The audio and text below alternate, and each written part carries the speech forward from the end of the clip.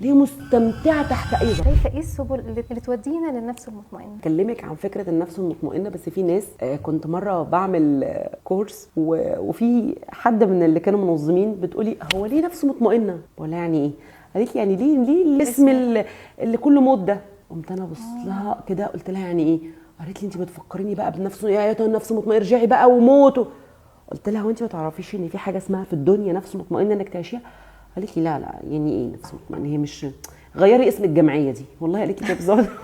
قلت لها طب انت عندك حاجه يعني اكشن في حياتك؟ قالت لي اه طبعا. هو في حد ما عندوش؟ قلت لها عشان كده انت مش فاهمه يعني ايه نفس مطمئنه.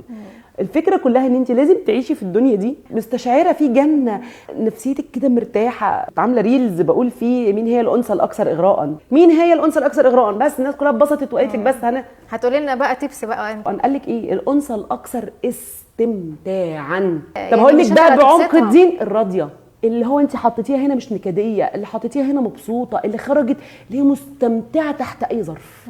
انا راضيه، انا عايشه رحله.